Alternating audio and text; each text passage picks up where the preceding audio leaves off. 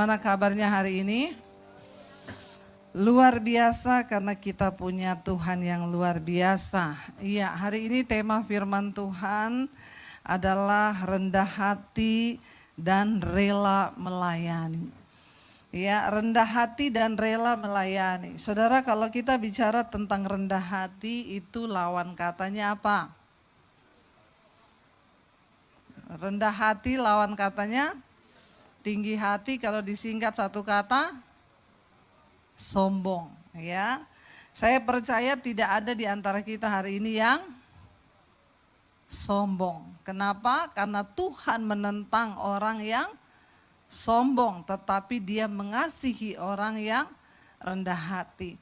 Nah, tema firman Tuhan adalah rendah hati dan rela melayani. Kita tidak akan pernah mungkin bisa rela melayani kalau tanpa disertai dengan kerendahan hati. Ya, kalau bicara tentang rendah hati ini memang agak-agak susah-susah gampang. Kenapa saudara? Karena ya semua manusia itu lahir sudah punya satu bakat, yaitu bakat sombong. Nggak usah takut-takut ngomong. Kita ini lahir sudah ada satu bakat, yaitu sombong. Akibat dosa, kita dikandung di dalam dosa dan semua orang yang lahir itu sudah punya bakat sombong. Nah saudara bayangkan kalau kita sombong, kita ini menjadi orang ditentang Tuhan loh. Padahal kita ke gereja, kita beribadah rindu supaya Tuhan apa? Menjawab doa kita, Tuhan memberkati kita. Tapi orang yang sombong itu ditentang Tuhan. Berarti bermusuhan dengan, nah bayangkan kalau kita jadi orang sombong, kita ini musuhnya Tuhan. Orang kok bermusuhan sama Tuhan, mana ada menangnya. Amin apa amin? Sekali aja dicabut nyawa sudah selesai. Ya, makanya kita nggak boleh sombong. Kita lahir dengan bakat sombong. Tetapi saudara, ketika kita mengenal Yesus, ya, saya yakin di sini semua dulu sombong, minta ampun sombong-sombongnya. Iya apa iya? Waktu belum mengenal Yesus. Tapi sekarang setelah kita mengenal Yesus, kita mengenal kebenaran, harusnya sudah tidak. Harusnya. Tapi pada Yesus, kita yang terbesar. Bayangkan loh, di sorga aja masih kepengen kedudukan. Kita ini asal sudah masuk surga, puji Tuhan ya, nggak usah mau bersaing lagi di sorga. Ini murid-murid ikut Yesus tapi nggak ngerti. Mereka tuh tanya, Tuhan besok kita di sorga, siapa Tuhan di antara kamu? Barang siapa ingin menjadi besar di antara kamu, hendaklah ia menjadi pelayanmu. Dan barang siapa ingin menjadi yang terkemuka di antara kamu, hendaklah ia menjadi hambamu. Sama seperti anak manusia datang bukan untuk dilayani, melainkan untuk melayani dan untuk memberikan nyawanya menjadi tebusan bagi banyak orang. Jadi murid-murid ini ya apa ya kalau orang Jawa bilang tuh kecele, ya malu. Mereka tanya, Tuhan nanti di sorga siapa yang lebih besar di antara kami? Tuhan bilang kalau kamu ingin jadi yang terbesar, kamu harus jadi pelayan di antara sesamamu. Kalau kamu ingin jadi yang termulia, maka kamu akan harus menjadi pelayan dari orang lain. Makanya melayani Tuhan tuh enggak gampang. Kita harus memiliki kerendahan hati dulu. Nah kalau kita tahu bahwa kita semua ini terlahir dari sombong, bagaimana kita menuju kepada orang yang rendah hati itu? Susah orang nikah sombong, tuh kadang berantem, kamu itu ya belum tahu ya. Nggak usah angkat tangan, di dalam hati saja. Ya, sangat berbahaya ketika kita ini belum dibentuk Tuhan, belum diproses Tuhan. Makanya penting orang yang naik di atas mimbar harus orang yang sudah diproses Tuhan. Kalau belum diproses kita doakan supaya diproses. Amin yang kenceng. Kenapa saudara? Karena proses ujian membuat orang tuh rendah hati. Orang kalau belum diproses, dia sombong saudara. Bahkan di dalam pelayanan merasa diri itu wah udah dia di atas segala-galanya padahal nggak ada apa-apanya. Dan orang kalau sudah merasa diri di atas itu padahal biasanya itu yang paling kosong. Karena ada pepatah bilang tong kosong berbunyi nyaring. Tapi kita belajar dari padi, semakin berisi semakin merunduk. Kenapa perlu kita diproses? Karena proses ujian hidup atas seseorang itu membuat dia rendah hati. Makanya Tuhan itu selalu mengizinkan proses persoalan. Rasul Paulus dulu semua orang yang dipanggil itu sombong. Tapi ketika dihormati sedikit udah, ya saya banyak yang mau undang dari daerah. Bu kami mau undang ibu pelayanan, maaf mau tanya standar PK ibu berapa? Saya bilang kalau saya pakai standar PK maka pengurapan saya dicabut sama Tuhan. Nggak ada standar. Untuk pesawatnya ibu mau yang apa? Saya bilang batik aja, nggak mau Garuda, nggak usah buang-buang uang. Sama aja nyampenya naik batik, naik Garuda sama. Bukan berarti naik Garuda nggak mati saudara. Terus naik batik harus jatuh, enggak. Ya, saya bilang kalau bisa dikurang-kurangi, kurangi aja budgetnya naik batik. Ya kalau saya masih bisa naik mobil, saya naik mobil nggak apa-apa.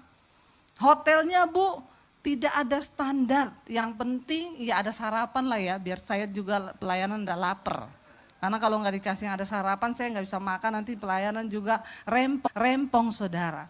Oh gitu ya Bu ya, yang panitia di Palu kemarin soalnya ada Bu hamba Tuhan kita undang standar PK sekian, hotel harus yang ada gym, harus yang ada kolam renang. Itu menilai hidup kita. Makanya saya bilang kalau kita ini cuma munafik, mau naik turun mimbar, cuma mau gaya-gayaan, gak usah pelayanan. Ngapain? Mending saudara cari di luar saja. Di sana banyak yang kayak begitu. Hidup kita ini saudara yang Tuhan lihat hidup kita.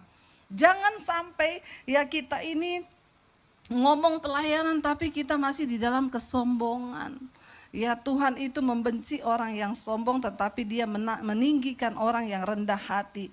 Firman ini berkata Yesus bilang, ya kalau orang-orang di dunia itu, mereka itu berkata siapa yang tertinggi itu berarti yang termulia, yang terbesar. Tapi tidak demikian dengan kamu. Barang siapa ingin menjadi besar di antara kamu, hendaklah ia menjadi pelayan.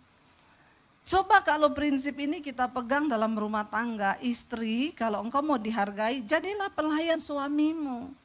Amin ibu-ibu. Aminnya tolong yang rela. Ya, kita harus menjadi pelayan suami kita. Kalau suami juga berpikiran begitu, supaya saya ini dihormati, ya saya juga harus menjadi pelayan istriku. Kalau semua merendahkan hati, merendahkan diri sama-sama menjadi pelayan, siapa yang berantem coba? Enak kan saudara? Kita bicara pelayanan gak usah muluk-muluk dulu naik di atas mimbar melayani Tuhan. Di dalam keluarga itu pelayanan yang pertama kita saudara. Bagaimana Tuhan melihat kita ini rendah hati atau tidak. Nggak usah eyel-eyelan ya. Kalaupun istri misalnya tidak mau melakukan suatu hal, suami yang rendah hati lakukan saja tanpa bersungut-sungut. Demikian juga istri, kita melakukan sesuatu tanpa bersungut-sungut dengan rendah hati. Karena Yesus bilang, siapa yang paling tinggi, dialah yang mau menjadi pelayan. Ya.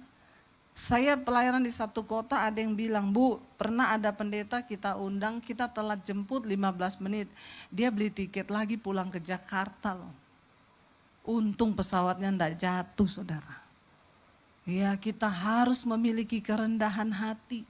Karena seorang hamba pelayan Tuhan itu hamba. Makanya kalau orang enggak siap, bahaya saudara. Ya kita ditegur dikit marah, kita ditegur dikit ngambek. Mari kita berdoa supaya kita semua melayani Tuhan dimulai dari keluarga dulu. Kita menjadi orang-orang yang melayani Tuhan. Yang pertama dibentuk dulu kerendahan hati kita.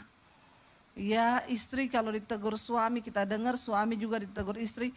Ayo saling menasehati. Itu bentuk kerendahan hati. Yesus bilang, kenapa kita harus melayani? Karena Tuhan lebih dulu melayani kita. Mari hari-hari ini panggilan ini datang bagi setiap kita untuk melayani Tuhan. Saudara, arti hidup kita yang sesungguhnya ini bukan untuk kita nikmati saja. Banyak orang berpikir, ya nih hidup itu artinya apa ya? Kita menikmati, saya bisa beli barang-barang mahal yang saya pengen, saya bisa ya tunjukkan kepada orang bahwa saya bisa pakai yang mahal, saya bisa pamer, bertobat. Kita berdoa supaya Tuhan itu memberikan kita kerendahan hati. Tuhan, apa arti hidupku hari ini? Kita dipanggil, diselamatkan supaya kita melayani Tuhan. Lalu mungkin saudara bertanya, melayani seperti apa Bu? Berarti saya harus masuk sekolah Alkitab nih, jadi pendeta. Enggak, ada begitu banyak hal yang bisa kita lakukan. Coba kita berbaca bersama, ya 1 Petrus pasal yang keempat, kita akan lihat saudara. Ya 1 Petrus pasal yang keempat, ini kita baca satu perikop aja karena cuma sedikit ya. 1 Petrus 4 ayat 7 sampai ayat yang ke-11 ini perikopnya, biar kita tahu ya. Kelanjutannya apa di sana dikatakan. Kita lihat bersama 1 Petrus pasal 4 ayat 7 mulai, firman Tuhan berkata, kesudahan segala sesuatu sudah dekat. Karena itu kuasailah dirimu dan jadilah tenang. Supaya apa? Supaya kamu dapat berdoa. Tetapi yang terutama dikatakan di sana ialah apa? Kasihilah sungguh-sungguh seorang akan yang lain, sebab kasih menutupi banyak sekali dosa. Lalu berikutnya dikatakan apa? Berilah tumpangan seorang lain sesuai dengan karunia yang telah diperoleh tiap-tiap orang sebagai pengurus yang baik dari kasih karunia Allah. Jika ada orang yang berbicara, baiklah apa? Ia berbicara firman Allah. Jika ada orang yang melayani, baiklah ia melakukannya dengan kekuatan yang dianugerahkan Allah. Supaya Allah dimuliakan dalam Kristus, ialah yang kuasa sampai selama-lamanya. Ayat ini berkata, mari kita layani seorang akan yang lain. Kita berawal dari mana? Dari rumah tangga. Kita belajar suami melayani istri, istri melayani suami. Ya, karena ada ayatnya, hai istri tunduklah kepada suamimu seperti yang kau tunduk kepada Tuhan. Hai suami, kasihilah istrimu seperti yang kau mengasihi dirimu sendiri. Jadi kita diajar oleh firman Tuhan, pertama kali pelayanan itu di dalam keluarga dulu. Ya, jangan kepengen pergi ke Bangkok pelayanan, ke ya mana lagi Amerika pelayanan, padahal di rumah sendiri tidak menunjukkan bagaimana dia hidup melayani. Kita belajar saudara, kerendahan hati itu dilihatkan dari cara bagaimana kita melayani. Anak-anak muda di sini di rumah ya, walaupun juga engkau punya pembantu, enggak usah disuruh-suruh pembantu. Kalau engkau bisa lakukan dengan tanganmu sendiri, lakukan dengan tanganmu sendiri, lakukanlah itu. Kenapa? Karena setiap orang yang berbuat baik, kalau engkau berbuat baik bagi dirimu sendiri aja, itu sudah puji Tuhan, haleluya loh. Karena engkau akan menuainya. Nah bingung kan kalau kita bagi diri kita sendiri aja suruh-suruh orang. Ya, kalau kita masih bisa lakukan dengan tangan kita, ayo kita lakukan dengan tangan kita ya, supaya ya, terima kasih Bu tisunya ya, karena saya tuh kena AC langsung ini. Jadi saudara, kita belajar ya, di sini dikatakan firman Tuhan, layanilah seorang akan yang lain ya, sebagaimana kita ini diberikan karunia oleh Tuhan. Setiap kita punya karunia yang berbeda-beda, firman Tuhan katakan ya, sebagai pengurus yang sudah dipilih oleh Tuhan di dalam kasih karunia. Jangan bersungut-sungut. Orang yang rendah hati itu enggak mudah bersungut-sungut. Kita berdoa saudara supaya kita ini dipakai oleh Tuhan ya, menjadi orang-orang yang mau melayani Tuhan. Kita lihat ketika kita berdosa, Tuhan itu mati bagi kita. Yesus datang ke dalam dunia, dia sudah membuktikan kerendahan hati dan memberikan teladan bagi kita. Tidak ada di antara kita hari ini yang sekalipun miskin. Saya dulu sebelum saya ketika masuk dalam pelayanan, saya terus berkekurangan. Ketika kami menikah pun anak saya itu pernah minum air masak nasi karena nggak ada susu. Saya kasih, kalau orang Jawa bilang tuh tajin, air tajin tuh saya pernah kasih buat anak saya. Tapi semiskin-miskinnya saya ini melahirkan anak tuh di rumah sakit, nggak ada yang di kandang sapi. Bener nggak? Yesus yang punya sorga, yang punya kemuliaan, yang punya segala-galanya, dia bisa memilih untuk lahir di hotel termewah saat itu, di penginapan yang termewah. Tapi kenapa diberikan teladan? Dia yang empunya sorga, dia yang empunya bumi, dia lahir di kandang yang hina. Harusnya ini semua menemplak kita, saudara. Ya, kita belajar kerendahan hati dari Tuhan. Kenapa Yesus melakukan itu? Untuk memberikan teladan kepada kita. Jadi orang itu tidak usah sombong. Kita belajar dari Tuhan kerendahan hati. Ya, kenapa? Karena Alkitab berkata, orang yang rendah hati itu akan ditinggikan. Amsal 18 ayat 12 berkata, Amsal 18 ayat 12 berkata demikian. Tinggi hati mendahului kehancuran, tetapi kerendahan hati mendahului kehormatan. Siapa yang mau dihormati? Kita semua pasti mau. Namanya manusia itu pasti mau dihormati. Tetapi saudara, ingat, tinggi hati mendahului kehancuran, tapi kerendahan hati itu mendahului kehormatan. Kalau kita mau dihormati, maka kita harus belajar hidup dengan rendah hati.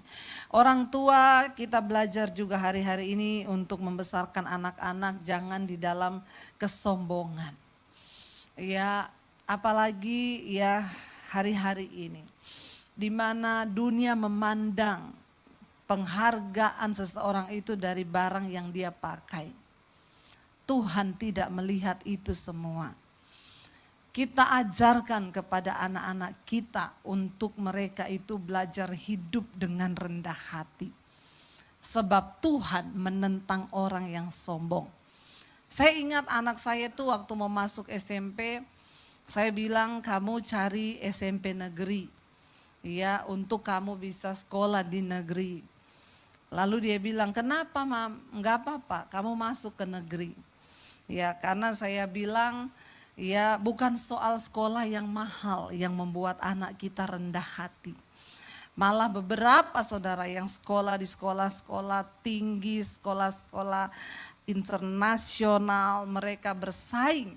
Sampai ada satu ibu cerita ke saya, ada satu murid di sekolah, sekolah orang-orang kaya. Dia punya uang sekolah, uang siswa dia bawa 6 juta hilang di tas. Hilang sama tas-tasnya. Jadi gurunya itu ngomong, jadi sekarang bagaimana kamu kenapa nggak hati-hati, itu kan bawa uang siswa. Akhirnya sekarang hilang gimana? Dia jawab gurunya apa? Hello, ibu tahu harga tas saya itu berapa? 10 kali lipat daripada itu uang yang hilang. Coba saudara, ini anak SMP model kayak gini, kalau saya tampar bener. Kenapa bisa begini? Orang tua yang salah. Anak-anak belum ada penghasilan, gak usah dibeliin barang-barang brand. Kalau dia besar gak ada kerja, makanya banyak yang jadi pelakor dan wanita simpenan. Bahkan dari orang gereja. Saya melayani banyak ibu-ibu. Ibu, suami saya punya selingkuhan. Itu perempuan dia simpan. Dan ibu tahu itu perempuan singers di gereja. Karakternya bahaya. Dari kecil saudara sudah biasakan dengan hal dari kecil karena mereka sudah terbiasa dengan fasilitas mewah yang dicukupi oleh orang tuanya. Saya hari ini bisa membelikan anak saya barang-barang mewah, tapi saya tidak melakukan itu. Kenapa? Saya bilang kamu belum kerja, kamu gak ada duit. Kamu pakai apa yang bisa kamu beli. Nggak apa-apa beli barang yang murah, karena harga diri kita bukan ditentukan dari apa yang kita pakai. Tapi waktu engkau ada Kristus, karaktermu dibentuk di dalam Tuhan, itu cukup.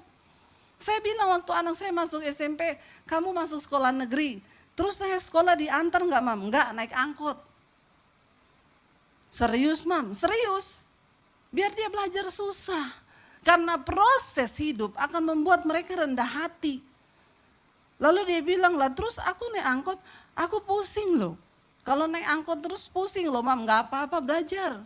Iya kamu belajar, kan keluar sedikit naik gojek dulu sampai di depan naik angkot sampai di sekolah, pulang juga begitu. Dia pulang hari pertama pusing kan, ini mau muntah, baru hari pertama jalani aja dulu. Saya bisa antar nggak? Bisa. Saya kasihan nggak sama anak saya? Kasihan. Tapi dia harus melewati itu supaya dia tidak jadi anak-anak gampang. Karena sekarang banyak orang tua yang menjadikan generasinya menjadi anak-anak gampang. Sudah tidak dididik firman, semuanya dibolehin, dikasih semua. Mau jadi apa generasi Kristen saudara. Akhirnya dia sekolah saudara. 1-2 hari, 1 minggu masih bersungut-sungut pulang. Panas. Saya bilang gak apa-apa. 1 bulan sudah gak ada sungut-sungut. Karena sesuatu yang diulangi selama 21 hari itu menjadi kebiasaan kan. Biar dia lewati, akhirnya dia lewati saudara. Ya, cuma 1 kali kita ke gereja naik mobil pribadi, dia duduk miring. Saya tanya kenapa, kalau duduk lurus pusing. Dulu dia bilang naik angkot duduk miring pusing. Tapi sekarang dia duduk di mobil pribadi duduk miring. Karena kalau duduk lurus pusing berarti sudah terbiasa susah. Ya enggak apa-apa. Jangan engkau terlalu mengasihani anakmu sampai engkau lupa membentuk karakternya saudara. Kenapa? Tuhan bilang dia mengasihi orang yang rendah hati. Tetapi dia menentang orang-orang yang congkak dan sombong. Bayangkan kalau anak kita sudah ditentang Tuhan dari masih kecil. Karena dia dibesarkan dengan kesombongan. Saudara kita berdoa. Minta kepada Tuhan. Makanya tidak sedikit ya anak-anak Kristen yang rusak karakternya. Kenapa? Akibat didikan orang tua yang salah. Ya saya bertamu ke satu rumah wakil gembala. Anaknya sekolah di international school. Ya pulang sekolah dia teriak sama susternya. Suster bawa tas saya tuh di mobil. Jadi saya ini spontan kan. Saya ngomong, kamu kan udah gede bisa bawa sendiri kan tasnya, kenapa suruh suster? Dia lewatin saya sambil ngomong, kepo.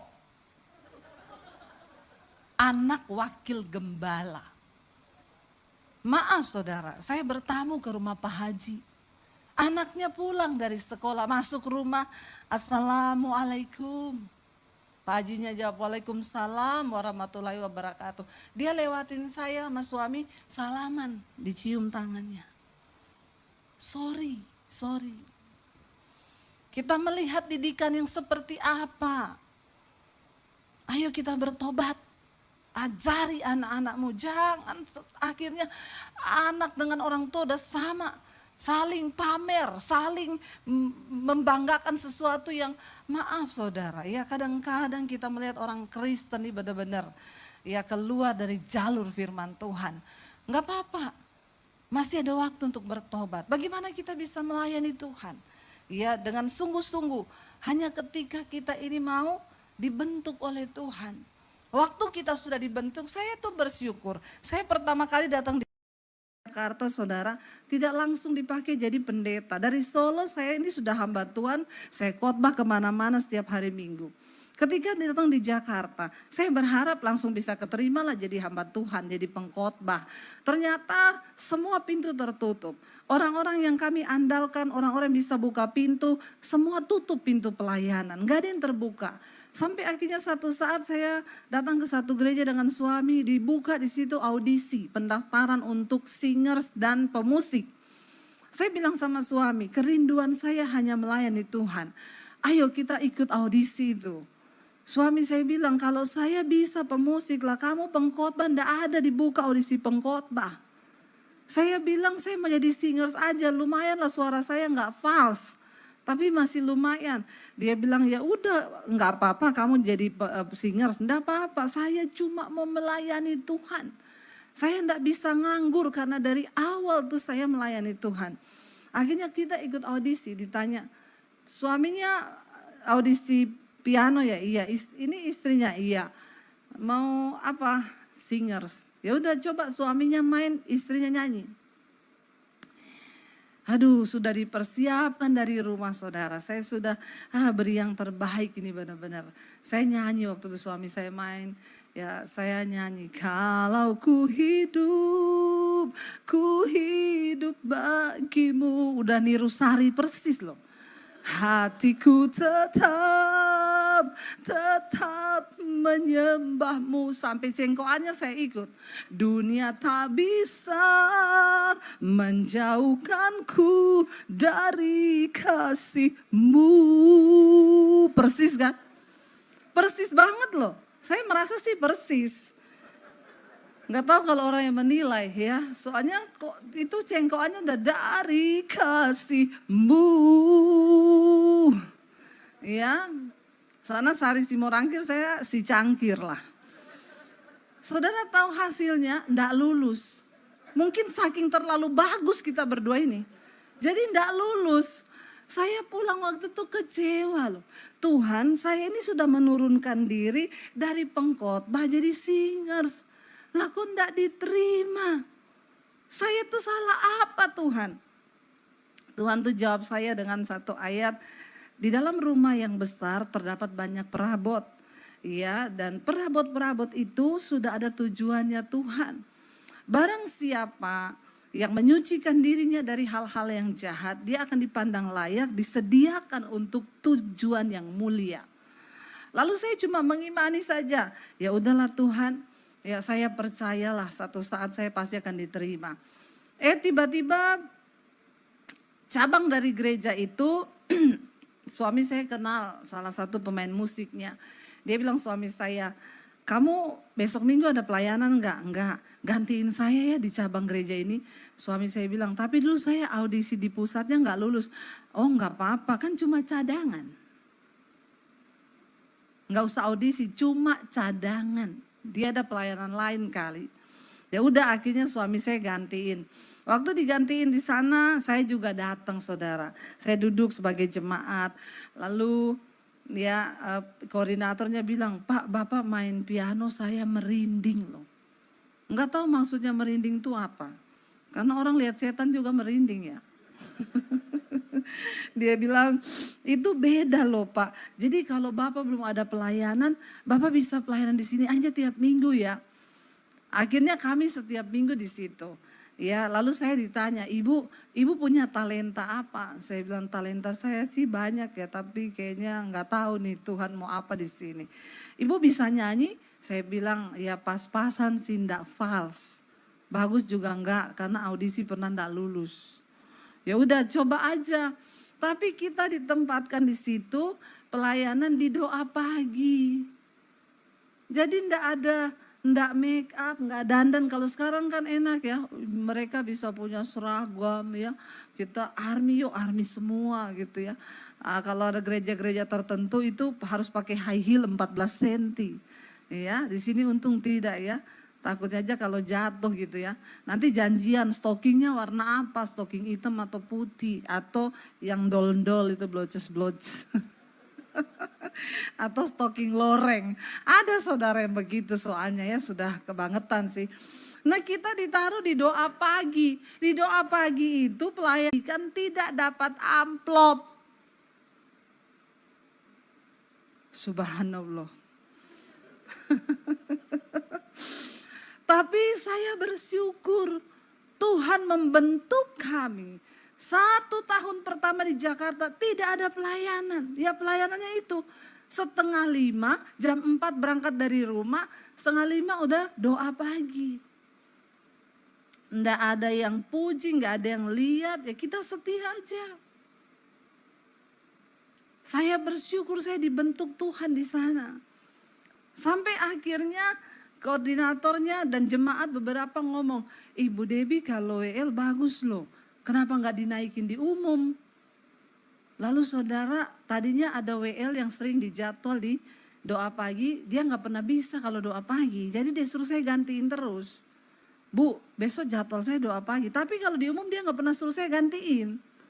Itu yang saya bingung. Tapi doa pagi tiap hari gantiin dia, tapi saya jalanin aja. Nah ketika jemaat bilang, dia mulai dengar kali ada yang ngomong saya naik di umum, dia datangi saya loh. Saya dengar kamu mau naik WL di umum.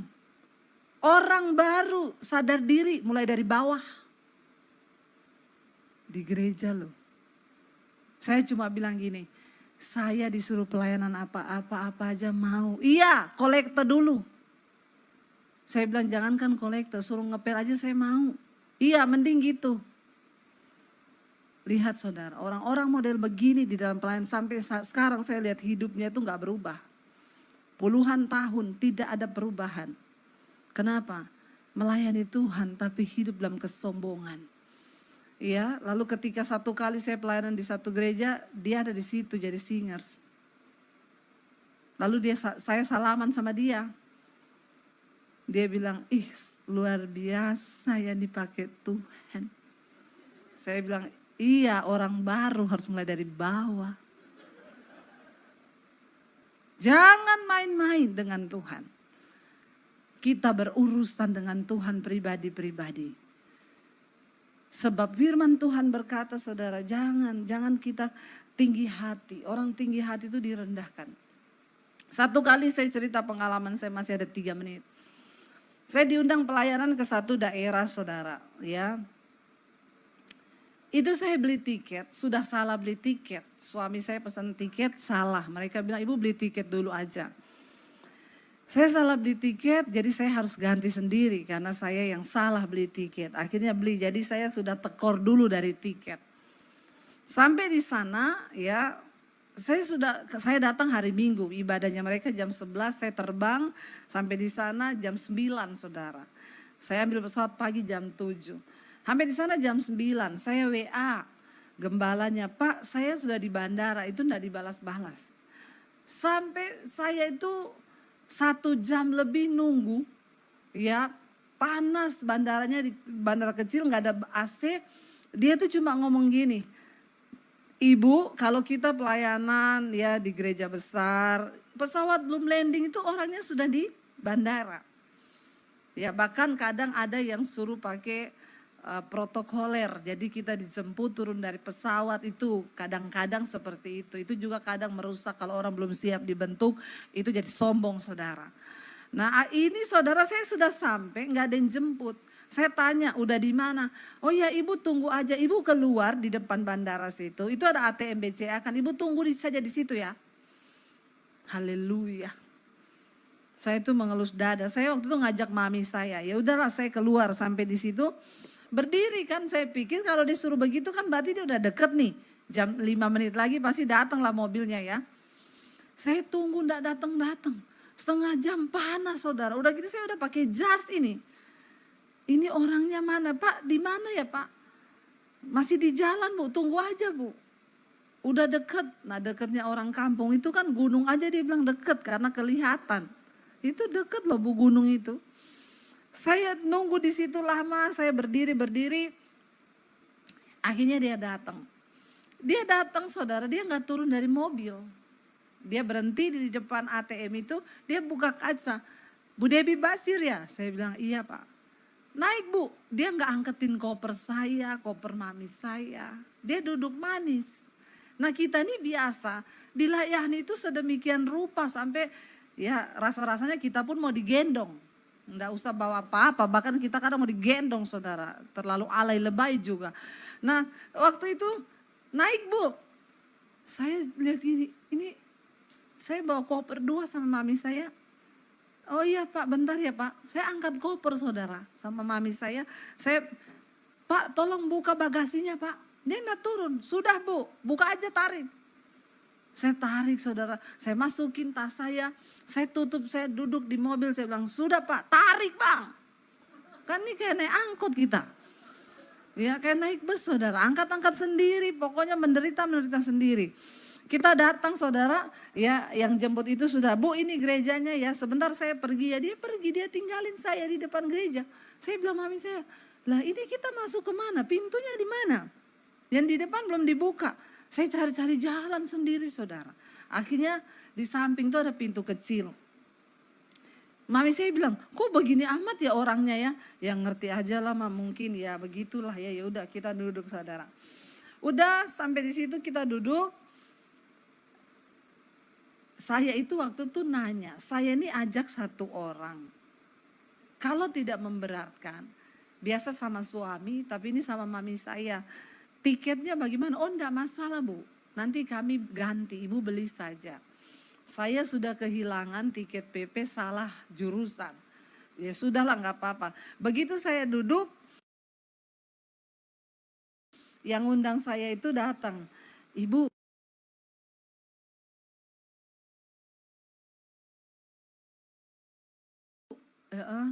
maaf Bu, dari gereja ternyata saya diomongin cuma satu tiket yang bisa kita ganti. Tiket satu enggak. Dalam hati saya ini orang ngomong kayak setelah khotbah. Ini dia ngomong sebelum khotbah. Saya ini kan menjaga hati saudara ya. Orang mau khotbah itu harus tenang, pikirannya tenang, hidup dalam kekudusan, hatinya kudus, pikiran kudus. Ini dia datang ngomong begitu. Yang tadinya saya mau khotbah berkat kan bisa jadi kutuk. Terkutuklah kau. Kan sesuai suasana hati kan.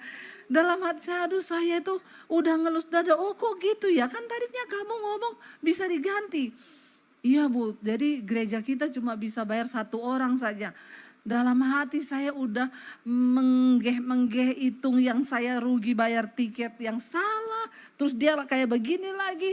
Udah gitu dia yang WL saudara. Jadi saya itu menatap mukanya.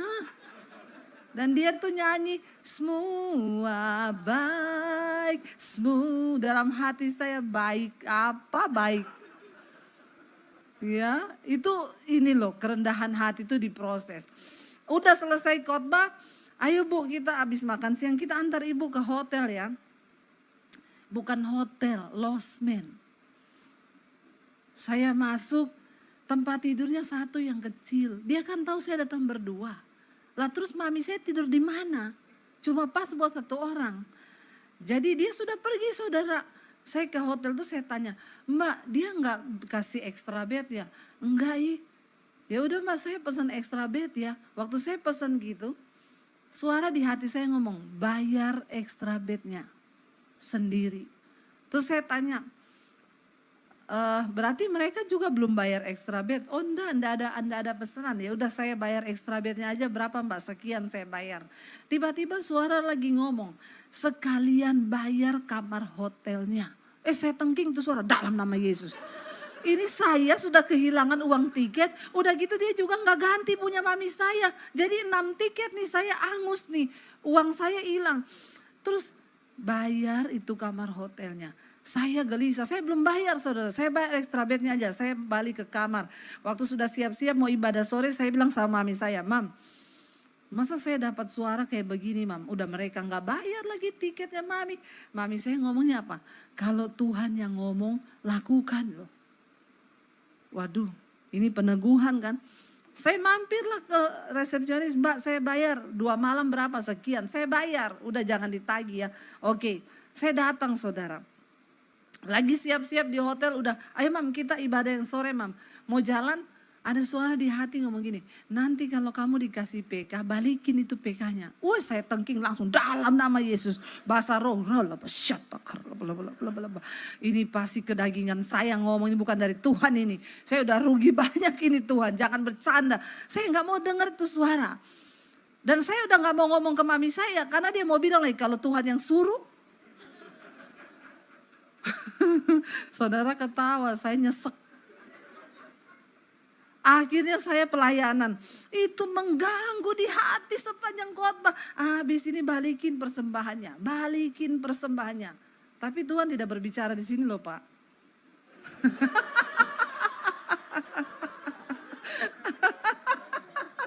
Ya, kata Pak Kondor kalau di sini sistemnya transfer, bukan bukan dikasih amplop. Lalu saya tengking-tengking itu, saya sudah tidak nyaman nih khotbah saudara, hilang konsentrasi saya. Begitu selesai khotbah, dia kasih amplop. Bu, ini uang tiket sama uang persembahannya. Saya pegang lumayan nih kan. Kan saya sudah kehilangan tiket. Dari ketebalannya saya tahu. Enggak usah bohong lah ya. Kita tuh semua tahu lah kalau duit, orang buta aja ngerti uang kok. Apalagi kita yang sehat. Tuhan ngomong, masukin ke kotak persembahan. Saya tengking dalam nama Yesus. Please Tuhan, please. Masukin. Saya tarik napas panjang di situ. Tuhan, please Tuhan, masukin. Dengan berat hati loh, bukan dengan sukarela. Orang itu kalau beri yang terbaik masih senang, itu belum yang terbaik. Karena pemberian yang terbaik itu pasti dengan air mata, korban. Benar nggak? Lalu saya berdiri, saya bawa amplopnya dalam nama Tuhan Yesus. Saya masukin ke kotak persembahan. Habis itu saya duduk. Tarik napas panjang saya.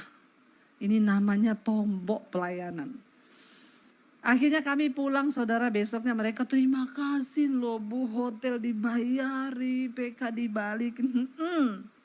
Seneng lu. Saya lemes. Saya naik di pesawat. Waktu di pesawat itu saya duduk lihat-lihat awan, masih dengan hati yang menyesal. Saya lihat awan di pesawat, Tuhan tuh ajaib, tiba-tiba ada suara yang ngomong begini.